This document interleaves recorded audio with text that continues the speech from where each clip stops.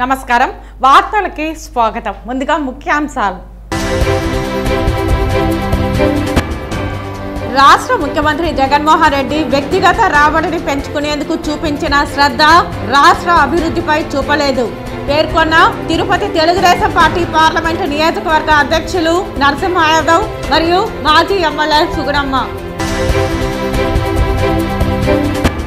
మధ్యాహ్న భోజన కార్మికులకు వేతనాలు పెంచి ధరలకు అనుగుణంగా పిల్లల మెస్ బిల్లు పెంచాలి డిమాండ్ చేసిన ఏఐటీసీ జిల్లా ప్రధాన కార్యదర్శి కోదండయ్య ఏఐటీసీ జిల్లా గౌరవ అధ్యక్షులు నాగరాజు జగన్ హీరో చంద్రబాబు జీరో పేర్కొన్న రాష్ట్ర సమాచార శాఖ మంత్రి చెల్లుబోయిన శ్రీనివాస వేణుగోపాలకృష్ణ ఇక వార్తల్లోని వివరాలు రాష్ట్ర ముఖ్యమంత్రి జగన్మోహన్ రెడ్డి వ్యక్తిగత రాబడిని పెంచుకునేందుకు చూపించిన శ్రద్ధ రాష్ట్ర అభివృద్ధిపై చూపలేదని ఇటీవల అసెంబ్లీలో జరిగిన బడ్జెట్ విడుదలలో తేటతెల్లమవుతోందని తిరుపతి తెలుగుదేశం పార్టీ పార్లమెంటు నియోజకవర్గ అధ్యక్షులు నరసింహ యాదవ్ తెలిపారు గురువారం ఉదయం తిరుపతి ప్రెస్ క్లబ్లో ఏర్పాటు చేసిన విలేకరుల సమావేశంలో ఆయన మాట్లాడారు బడ్జెట్ విడుదలంతా ప్రజలను మోసం చేసే విధంగా ఉందని ఆయన విమర్శించారు రాష్ట్రంలో మద్య నిషేధం చేస్తానని మహిళలకు మోసపూరిత మాటలు చెప్పిన జగన్మోహన్ రెడ్డి మద్య రేట్లు విపరీతంగా పెంచేశారని విమర్శించారు దీంతో 70,000 మంది నాసిరకం మద్యం సేవించి మృతి చెందారని ఆయన ఆరోపించారు రాష్ట్రంలో 9 సార్లు విద్యుత్ ఛార్జీలు పెంచారని దీంతో సామాన్యుడిపై పెనుభారం పడిందని ఆయన విమర్శించారు తెలుగుదేశం పార్టీ హయాంలో ప్రజలకు నాణ్యమైన విద్యుత్ సరఫరా చేశామని పేర్కొన్నారు ప్రజలకు నివాస యోగ్యం కాని చోట పట్టాలిచ్చి మోసం చేశారని అన్నారు వెనుకబడిన వర్గాలకు చెందిన 75,000 కోట్ల సప్లాన్ నిధులు దారి మళ్లించారని విమర్శించారు అలాగే విద్యా దీవెన పేరుతో మంచి విద్యార్థుల భవిష్యత్తు నాశనం చేశారని అన్నారు విద్యార్థులకు పంపిణీ చేసిన ట్యాబ్లలో 1,000 కోట్ల అవినీతి జరిగిందని తెలిపారు ఎంతో ప్రతిష్టాత్మకంగా పేదవాడి ఆకలి తీర్చేందుకు తెలుగుదేశం పార్టీ హయాంలో అన్నా క్యాంటీన్ ప్రవేశపెట్టామని దానిని కూడా తొంగలో తొక్కించారని ఆయన విమర్శించారు అలాగే మధ్యాహ్న భోజనం పథకం కూడా నిలిపివేశారని తెలిపారు రానున్న ఎన్నికల్లో ప్రజా వ్యతిరేక విధానాలకు పాల్పడుతున్న వైఎస్ఆర్సీపీ ప్రభుత్వాన్ని ఇంటికి పంపాలని ఆయన ప్రజలను కోరారు ఈ విలేకరుల సమావేశంలో ఆర్సీ మునికృష్ణ శ్రీధర్ వర్మ తెలుగుదేశం పార్టీ నాయకులు పాల్గొన్నారు బడ్జెట్లో చూపే అంకెలకి ఖర్చు పెట్టే అంకెలకి పొంతనున్నది ఎక్కడ ఏదైతే ప్రతినిత్యం తన రాబడి ఏ విధంగా పెంచుకోవాలి వ్యక్తిగత రాబడి ఏ విధంగా పెంచుకోవాలనే దానిపైన ఉన్న శ్రద్ధ ఈ రాష్ట్రంలో అభివృద్ధి కార్యక్రమాలు కానీ సంక్షేమ కార్యక్రమాలు కానీ ఏవి కూడా ప్రతిబింబించరా ఈ బడ్జెట్లో ఏదైతే మద్యపాన నిషేధం అంచెలంచెలుగా నేను నిషేధిస్తానని చెప్పిన ముఖ్యమంత్రి జగన్మోహన్ రెడ్డి ఈరోజు ఆఖరి సమావేశాలు జరుగుతూ ఉన్నాయి ఈరోజు మహిళలు ఈ రాష్ట్రంలో ఉన్న మహిళలకు క్షమాపణ చెప్పని డిమాండ్ చేస్తా ఉన్నాం అసెంబ్లీ సాక్షిగా నువ్వు ఏదైతే హామీ ఇచ్చావో అంచెలంచెలుగా మద్య నిషేధం చేస్తానని దాన్ని పక్కన పెట్టడమే కాకుండా మద్యం పేరుతో ఈ రాష్ట్రాన్ని నాశనం చేసి ఏ విధంగా మద్యం ధరలను పెంచి ఏ విధంగా ప్రజలు నెత్తిన భారం మోపావో మనం చూసాం సుమారు 70,000 మంది ఈ నాసి రకం మద్యం సేవించి ఈ రాష్ట్రంలో అసూలు బాశారు దానికి సమాధానం చెప్పని ఈరోజు అడుగుతా ఉన్నాం ఏదైతే విద్యార్థులకు నువ్వు ఇచ్చిన హామీ ఏమైతే ఉందో యువతకు ప్రతి సంవత్సరం జాబ్ క్యాలెండర్ విడుదల చేస్తానన్నావు క్షమాపణ చెప్పి ఈరోజు అసెంబ్లీ సాక్షిగా నీకు మనస్సాక్షి అనేది ఉంటే నువ్వు చెప్పిన మాట ఏవేవి చేయలేదో ఈరోజు అసెంబ్లీ సాక్షిగా ప్రజలకు క్షమాపణ చెప్పాలని డిమాండ్ చేస్తాను రాష్ట్రంలో ఉమ్మడి జిల్లాలోనూ మాదిగల జనాభా దామాషా ప్రకారం రానున్న ఎన్నికలలో అన్ని రాజకీయ పార్టీలు మాదిగలకు తగిన విధంగా రిజర్వేషన్ కల్పించి సీట్లను కేటాయించాలని మాదిగ ఐక్యవేదిక నాయకులు డిమాండ్ చేశారు తిరుపతి ప్రెస్ క్లబ్లో బుధవారం జరిగిన మీడియా సమావేశంలో వారు మాట్లాడారు ఉమ్మడి చిత్తూరు జిల్లాలో ఉన్న 3 ఎమ్మెల్యే 2 ఎంపీ స్థానాలలో మాదిగలకు సముచిత న్యాయం చేయాలని కోరారు స్వాతంత్రం వచ్చి 75 సంవత్సరాలు కావస్తున్న మాదిగ ఉపకులాలు అన్ని రంగాల ఎస్సీ రిజర్వేషన్లలో మాదిగ ఉపకులాలకు అన్యాయం జరుగుతున్నదని వారు ఆవేదన వ్యక్తం చేశారు రాష్ట్రంలో సుమారు 50 లక్షల మాదిగ ఉపకులాలకు ఎస్సీ రిజర్వ్డ్ ఎమ్మెల్యే ఎంపీ స్థానాలు 32 ఉండగా మాదిగ ఉపకులాలకు ప్రాధాన్యత ఇవ్వకుండా తక్కువ సీట్లు కేటాయిస్తూ అన్యాయం చేస్తున్నారని పేర్కొన్నారు. రాజకీయ రిజర్వేషన్లలో జరుగుతున్నటువంటి అన్యాయాన్ని మేము తెలియజేసుకోవడానికి ఒక తిరుపతి ప్రెస్ క్లబ్కి రావడం జరిగింది. ఈరోజు ఈ రాష్ట్రంలో మాకు ఎస్సీ రిజర్వేషన్లలో అన్ని రంగాలలో మాకు తీవ్రంగా అన్యాయం జరుగుతుంది. అదేవిధంగా ఈ రాష్ట్రంలో మేము 50 లక్షల పైచిలకు ఉన్న మేము మాదిగ ఉపకులాలు కలుపుకుంటే 50 లక్షల పైచిలకు ఉన్న మా మాదిగలు ఈరోజు రాష్ట్రంలో ఉన్నటువంటి ఎమ్మెల్యే ఎంపీ స్థానాలు 32 స్థానాలు ఉంటే రిజర్వ్డ్ స్థానాలు ఉంటే దాంట్లో కనీసం మాకు ప్రాధాన్యత ఇవ్వకుండా ఒకే సామాజిక వర్గానికి అధిక సీట్లు కేటాయిస్తూ తీవ్ర మాకు అన్యాయం చేస్తున్నాయి. ముఖ్యంగా రాయలసీమలో 14 లక్షల పైచిలకు ఉన్న మాకు ఎటువంటి రాజకీయ ప్రాధాన్యత లేదు. ఈ సందర్భంగా చెప్తున్నాం, గతంలో చేసినట్లు ఈ రాబోయే 2024 ఎన్నికల్లో మాకు రాజకీయ రిజర్వేషన్లలో రాజకీయ పార్టీలు అన్యాయం చేస్తే మేము ఎవరు కానీ ఊరుకునే పరిస్థితి లేదు.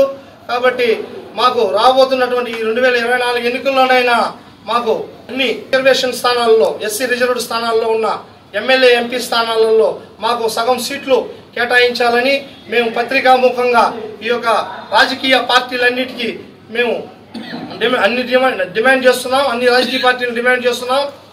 ఈ సందర్భంగా మాకు ఏ రాజకీయ పార్టీ అయితే అన్యాయం చేస్తుందో ఆ పార్టీని మేము ఖచ్చితంగా దాన్ని ఒక భూస్థాపితం చేయడానికి కూడా మేము వెనుకాడబోమని ఈ సందర్భంగా తెలియజేసుకుంటున్నాం. పేదలకు ఇండ్ల స్థలాలు ఇండ్లు ఇవ్వాలని సిపిఐ ఎంఎల్ లిబరేషన్ ఏఐసిసిటియు ఐద్వా ఆధ్వర్యంలో Tirupati city, Tirupati rural, Chandragiri area పేదలు తిరుపతి కలెక్టర్ కార్యాలయం వద్ద ధర్నా నిర్వహించారు. ఈ ధర్నాను ఉద్దేశించి సిపిఐ ఎంఎల్ లిబరేషన్ ఉమ్మడి చిత్తూరు జిల్లా కార్యదర్శి పి సత్తార్ మాట్లాడుతూ తిరుపతి సిటీ, తిరుపతి రూరల్, రేణిగుంట, చంద్రగిరి ప్రాంతాలలో కోకొల్లలుగా పేదలకు ఇండ్ల స్థలాలు, ఇండ్లు లేక బాడుగు ఇండ్లలో బ్రతుకు వెళ్లదీస్తున్నారని, వారి సంపాదనలో అధిక భాగం ఇంటి బాడుగులకే సరిపోతోందని, ఏమాత్రం చాలని చిన్న ఇండ్లలో ఇరుకు ప్రాంతంలో కుటుంబం మొత్తం నివసించడం, పరిసరాలు మురికి కూపాలను తలపిస్తూ ఎలాంటి సౌకర్యాలు లేకుండా దుర్భర జీవితాలను గడుపుతున్నారని ఆవేదన వ్యక్తం చేశారు. ఇలా పేదవారిని గాలికి వదిలివేసే ప్రభుత్వం నిర్లక్ష్యంగా వ్యవహరిస్తోందని ఆగ్రహం వ్యక్తం చేశారు. ప్రభుత్వం వెంటనే పేదలకు ఇంటి స్థలాలు ఇచ్చి ఇండ్లు నిర్మించి ఇవ్వాలని డిమాండ్ చేశారు. CPI ML liberation Tirupati city కార్యదర్శి బాలకృష్ణ మాట్లాడుతూ చంద్రగిరి ఏరియాలో ముఖ్యంగా మిట్టపాలెం పంచాయతీ నందు ఇసుక అక్రమ రవాణా విపరీతంగా పెరిగిపోతోందని, వ్యవసాయ భూములకు సాగునీరు తగ్గిపోతోందని, ఇసుక అక్రమ రవాణాను ఆపాలని చంద్రగిరి తహసీల్దార్ శిరీష్ కు పదే విన్నవించినా పట్టించుకోకపోవడం విడ్డూరంగా ఉందని అన్నారు. వెంటనే ప్రభుత్వం పేదలకు ఇళ్ల స్థలాలు కేటాయించాలని, ఇసుక అక్రమ రవాణా అరికట్టాలని డిమాండ్ చేశారు. లేని పక్షంలో ఉద్యమాన్ని ఉధృతం చేస్తామని హెచ్చరించారు. తదనంతరం కలెక్టర్ కి వినతి పత్రం అందజేశారు. ఈ కార్యక్రమంలో ఐద్వా జిల్లా నాయకురాలు సుజాత, ఏఐటిసి జిల్లా నాయకులు బి బాబునాయక్, డి మునస్వామి తదితరులు పాల్గొన్నారు. ఈరోజు తిరుపతి జిల్లాలో చాలా మంది పేదలకి ఇల్లు స్థలాలు లేవు, ఇంటి పట్టాలు ఇవ్వలేదు. ఇచ్చిండేటువంటి పట్టాలకి జాగాలు చూపిన సందర్భము లేదు. ఎంతోమంది ఈరోజు ఇండ్లు లేక, జాగాలు లేక, ఇంటి పట్టాలు ఇచ్చిన కూడా ఆ స్థలాలు తెలియక, ఇల్లు కట్టించిన కూడా ఇండ్లు ఎక్కడ ఉండేది తెలియక ఈరోజు నానా బాధలు పడుతున్నారు. వెంటనే చిత్తూరు జిల్లా కలెక్టర్ గారు ఈ ఇల్లు లేని వాళ్ళకి ఇల్లు ఇవ్వాలని, స్థలం లేని వాళ్ళకి స్థలం ఇవ్వాలని, ముందుగానే ఇల్లు ఇచ్చిన వాళ్ళకి ఇల్లు చూపాలని, స్థలం ఇచ్చిన వాళ్ళకి ఆ స్థలం ఎక్కడంతో చూపాలని సిపిఐఎం లిబరేషన్ పార్టీ డిమాండ్ చేస్తూ ఉంది. అట్లా కాని పక్షంలో ఒక వారం లోపల జిల్లా కలెక్టర్ గారు ఈ సమస్య పరిష్కారం చేయకపోతే తప్పనిసరిగా మేము ఇంటి గవర్నమెంట్ స్థలాన్ని ఆక్రమించి గుడిసెలు వేస్తామని చెప్పి, అలాగే ఇల్లు నిర్మాణం చేస్తామని చెప్పి పేదలందరికీ సిపిఎం లిబరేషన్ పార్టీ ఇంటి పట్టాలను ఇవ్వకపోతే ఇంటి జాగాలు చూపిస్తూ ఖచ్చితంగా అక్కడ గుడిసెలు వేస్తామని చెప్పి తీవ్రంగా హెచ్చరిస్తున్నాము. రాష్ట్ర బడ్జెట్ ఒక అంకెల గారడి అని, ఫెయిల్యూర్ అయిన ప్రభుత్వం పసలేని బడ్జెట్ను ప్రవేశపెట్టిందని తిరుపతి మాజీ ఎమ్మెల్యే సుగుణమ్మ ఎద్దేవా చేశారు. గత 5 సంవత్సరాలలో ఎలాంటి ఒక్క పరిశ్రమ రాలేదని, మొక్కుబడిగా డిఎస్సిని ప్రభుత్వం ప్రవేశపెట్టిందని ఎద్దేవా చేశారు. కొండంత చూపి గోరంత ఖర్చు చూపుతున్నారని తెలిపారు. అనుభవ రాహిత్య పరిపాలన సాగిస్తున్నారని, 60,000 కోట్ల లోటు బడ్జెట్ తెలిపారని చెప్పారు. బుగ్గన ప్రవేశపెట్టింది అప్పుల బడ్జెట్ అని ఎద్దేవా చేశారు. 2019లో టీడీపీ ప్రభుత్వం చేసిన అప్పుల కన్నా వైసీపీ ప్రభుత్వం బడ్జెట్ అప్పుల బడ్జెట్ గా ఉందని చెప్పారు. ఈ బడ్జెట్ చూసే ప్రజలు పసలేని ప్రభుత్వాన్ని నిర్ణయించారని పేర్కొన్నారు. రాష్ట్రంలో అన్ని రకాల ధరలు పెరిగాయని, అంకెల గారడి బడ్జెట్ ప్రవేశపెట్టారని, స్వప్రయోజనం కోసం ప్రవేశపెట్టిన ఓటాన్ అకౌంట్ బడ్జెట్ ఇది అని చెప్పారు. రాష్ట్రాన్ని అప్పుల ఊబిలోకి నెట్టిన బడ్జెట్ అని, ప్రయోజనం లేని బడ్జెట్తో రాష్ట్ర ప్రజలు ప్రభుత్వాన్ని సాగనంపాలని నిర్ణయించారు. దేశంలోనే ఒక అంకెల గారడీగా ఆంధ్రప్రదేశ్ రాష్ట్ర ప్రజలు ఆంధ్రప్రదేశ్ రాష్ట్ర బడ్జెట్ను ఇది ఓన్లీ అంకెల గారడీ మాత్రమే, ప్రజలకు ఏ విధమైనటువంటి ఏ వర్గం వారికి కూడా మేలు చేసే విధంగా ఈ బడ్జెట్ లేదని ప్రజలందరూ కూడా ఈరోజు నిరాశతో ఉన్నారు. మనం చూసాం ఈ బడ్జెట్ కానీ ఏ బడ్జెట్ కానీ బడ్జెట్ వస్తుందంటే మనమంతా కూడా ఆశతో ఎదురు చూస్తుంటాం. మనకేమేమి లబ్ధి చేకూరుతుంది ఈ బడ్జెట్ వల్ల, ఈ అంచనాల వల్ల, మరి ఏవేవి మరి రేట్లు కానీ అన్నిటి మీద కూడా మనకు ఒక రాబోయే కాలానికి ఒక అవగాహనతో ఆ బడ్జెట్ని అంచనా వేసుకొని మనం కూడా మన పర్సనల్ బడ్జెట్ను కూడా వేసుకోవడం జరుగుతుంది. అటువంటిది ఈ బడ్జెట్ చూసినటువంటి ప్రజలందరూ కూడా ఈరోజు ఇది మరి ఒక నిరాశ నిస్పృహలకు గురి చేస్తున్నది. ఎందుకంటే ఈ బడ్జెట్ వల్ల మరి మనము సంపాదన అనేది లేకుండా పోతుంది. అన్ని ధరలు కూడా పెరిగి మరి మన అంచనాలకు మించి ధరలు ఉన్నాయి. మన ఆదాయం అయితే తక్కువ ఉంది. మరి ఈ బడ్జెట్ ఏ విధంగా మనకు ఉపయోగపడుతుంది, ఏ విధంగా ప్రభుత్వం బడ్జెట్లో మనకు సహాయ సహకారాలు అందుతాయి అని ఎదురు చూసేటువంటి బడ్జెట్లో మరి ఏ విధమైనటువంటి ఆశాజనకంగా లేనటువంటి బడ్జెట్, పసలేనటువంటి బడ్జెట్. ఈ బడ్జెట్ చూసే మరి ప్రజలు కూడా ఈ ప్రభుత్వం మరి ఒక పసలేని ప్రభుత్వం, ఈ ప్రభుత్వం ఒక ఇప్పటికే ఫెయిల్యూర్ అయినటువంటి ప్రభుత్వం, మరి ఇలాంటి బడ్జెట్ కాక ఇంకా ఎలాంటి బడ్జెట్ వస్తుందని కూడా ప్రజలు తల కొట్టుకునేటువంటి పరిస్థితి. మధ్యాహ్న భోజన కార్మికులకు వేతనాలు పెంచి ధరలకు అనుగుణంగా పిల్లల మెస్ బిల్లు పెంచాలని ఏఐటీసీ జిల్లా ప్రధాన కార్యదర్శి కోదండయ్య, ఏఐటీసీ జిల్లా గౌరవ అధ్యక్షులు నాగరాజు డిమాండ్ చేశారు. మధ్యాహ్న భోజన కార్మికుల సమస్యలు పరిష్కరించుకుంటే ఈ ప్రభుత్వానికి తగిన బుద్ధి చెప్తామని అన్నారు. ఆంధ్రప్రదేశ్ మధ్యాహ్న భోజనం వర్కర్స్ యూనియన్ ఏఐటీసీ అనుబంధం రాష్ట్ర సమితి పిలుపు మేరకు చిత్తూరు డీఈఓ కార్యాలయం దగ్గర మధ్యాహ్న భోజనం జిల్లా నాయకురాలు జయలక్ష్మి పరిమళ అధ్యక్షతన ధర్నా కార్యక్రమం నిర్వహించారు. ఈ ధర్నాలో ముఖ్య అతిథిగా పాల్గొన్న నాయకులు మాట్లాడుతూ గత 20 సంవత్సరాలుగా ప్రభుత్వ పాఠశాలలో పనిచేయ వంట కార్మికులకు ప్రభుత్వాలు మారినా మహిళా కార్మికుల తలరాత మారలేదని, పాఠశాలలో వంట చేసే కార్మికులకు కనీసం వేతనాలు అమలు పరచడం లేదని ప్రభుత్వం నిర్లక్ష్యం వహిస్తోందని పేర్కొన్నారు. రోజు రోజుకి ధరలు పెరుగుతున్నప్పటికీ పిల్లలకు ఇచ్చే ఎలిమెంటరీ స్కూల్ పిల్లలకు 15 రూపాయలు, హై స్కూల్ పిల్లలకు 20 రూపాయలు పెంచాలని, మధ్యాహ్న భోజన కార్మికుల వేతనాలు పెంచాలని, స్కూల్లో మౌలిక వసతులు ఏర్పాటు చేసి గ్యాస్ సిలిండర్ ప్రభుత్వమే సప్లై చేయాలని డిమాండ్ చేశారు. మధ్యాహ్న భోజన కార్మికులకు గుర్తింపు కార్డులు ఇచ్చి యూనిఫామ్ సౌకర్యం కల్పించాలని, కార్మికుల కష్టాలను గుర్తించడంలో ఈ ప్రభుత్వం పూర్తిగా విఫలమవుతున్నదని, మహిళా కార్మికులకు తోడుగా ఉంటున్న రాష్ట్ర ముఖ్యమంత్రి ఈ రోజు వారిని నట్టేట ముంచడం జరిగిందని తెలిపారు. ఈ కార్యక్రమంలో ఏఐటీసీ జిల్లా ప్రధాన కార్యదర్శి కోదండయ్య, ఏఐటీసీ జిల్లా గౌరవ అధ్యక్షులు నాగరాజు, అంగన్వాడీ రాష్ట్ర వ్యాఖ్యం ప్రెసిడెంట్ ప్రేమ, సిపిఐ పార్టీ పట్టణ కార్యదర్శి గోపీనాథ్ తదితరులు పాల్గొన్నారు.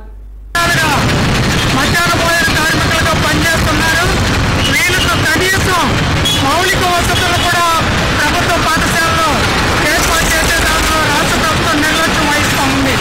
కనీసం ఈరోజు ధరలకు అనుగుణంగా మెస్సులను పెంచే దాంట్లో కూడా పిల్లలకి ఇచ్చే పిల్లలు కూడా కనీసం ధరలకు అనుగుణంగా పెంచాల్సిన బాధ్యత ఈ రాష్ట్ర ప్రభుత్వం ఉన్నప్పటికీ కూడా ఇంతవరకు పెంచడం లేదు.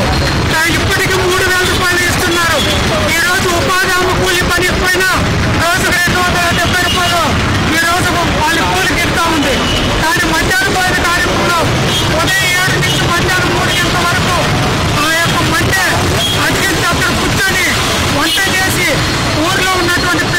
పారదర్శకంగా ఉండాలి, బాగా చదువుకోవాలనే ఒక ఉద్దేశంతో ఈరోజు వంట చేసి పెడతా ఉంటే అలాంటి కార్మికులకు ఈ రాష్ట్ర ప్రభుత్వం జీతాలు పెంచడంలో మెను వేషాలు లెక్కిస్తూ ఉంది.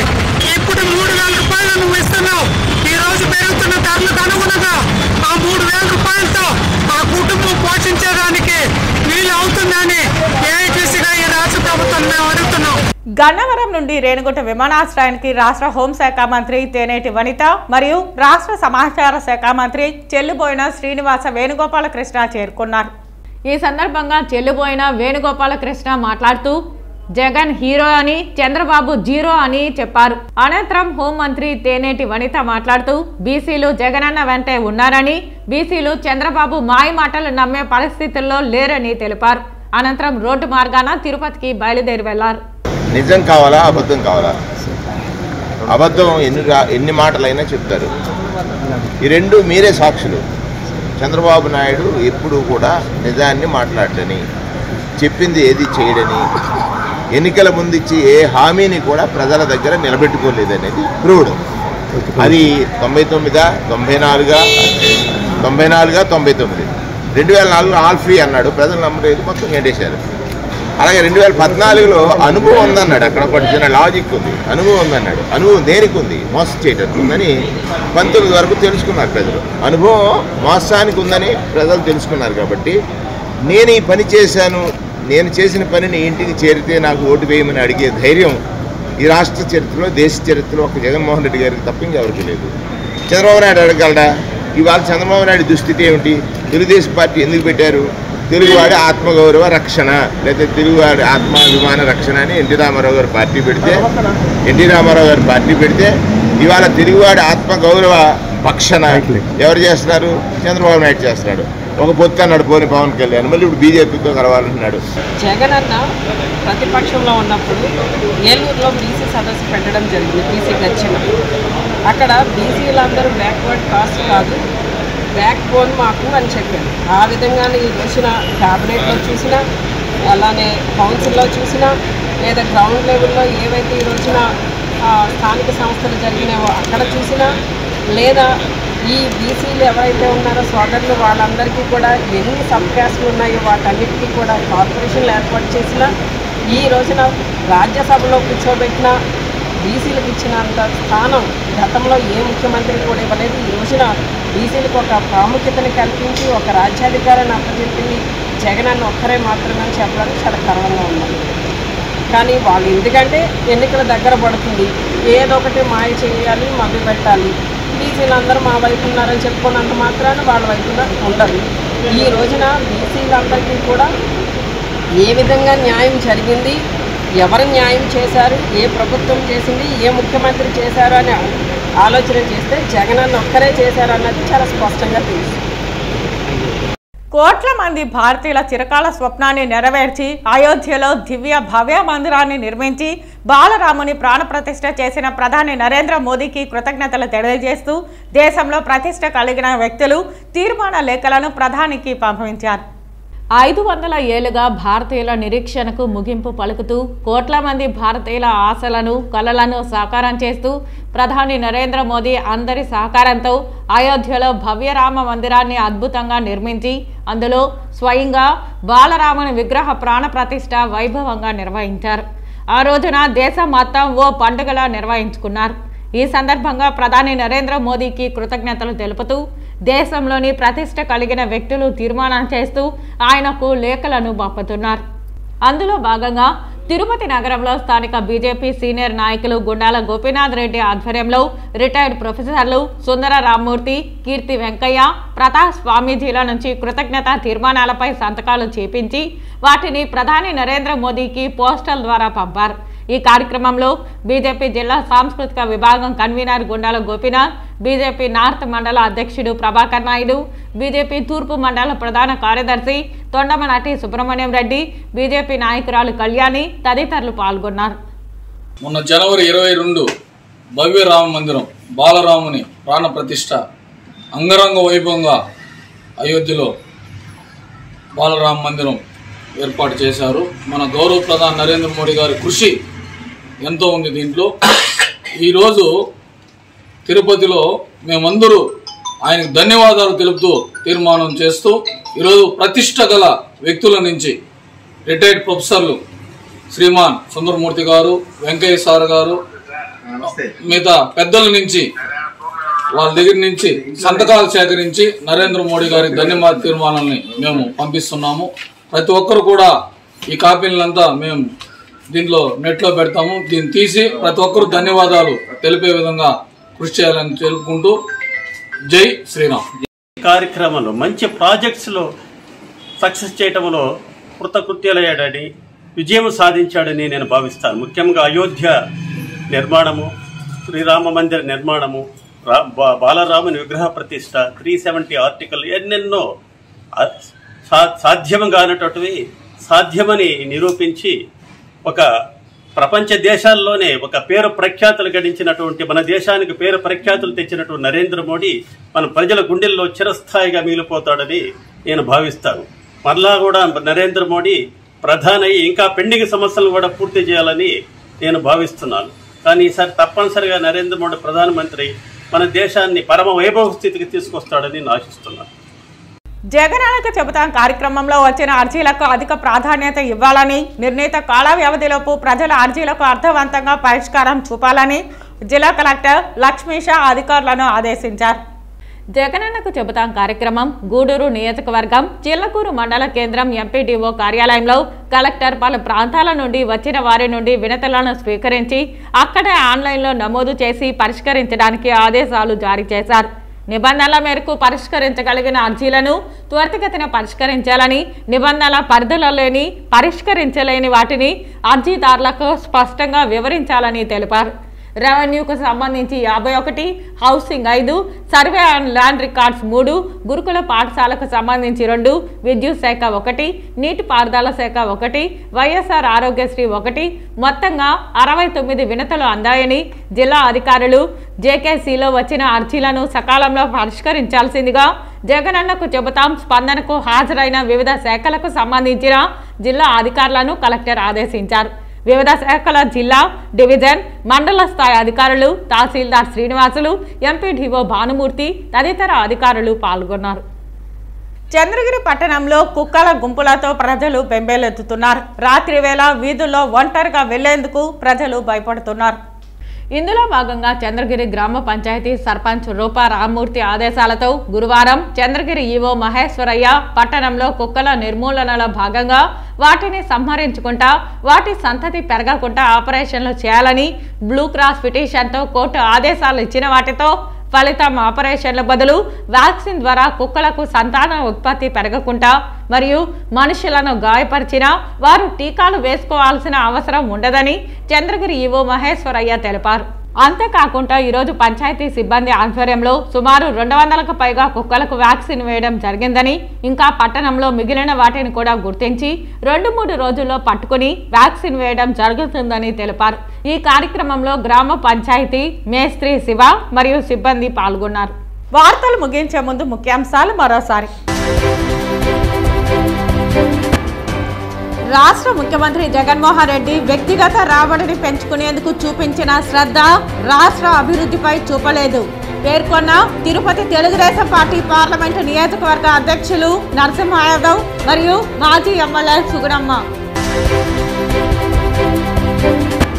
మధ్యాహ్న భోజన కార్మికులకు వేతనాలు పెంచి ధరలకు అనుగుణంగా పిల్లల మెస్ బిల్లు పెంచాలి డిమాండ్ చేసిన ఏఐటీసీ జిల్లా ప్రధాన కార్యదర్శి కోదండయ్య, ఏఐటీసీ జిల్లా గౌరవ అధ్యక్షులు నాగరాజు. జగన్ హీరో, చంద్రబాబు జీరో పేర్కొన్న రాష్ట్ర సమాచార శాఖ మంత్రి చెల్లుబోయిన శ్రీనివాస వేణుగోపాలకృష్ణ. ఈ వార్తలు ఇంతటితో సమాప్తం. నమస్కారం.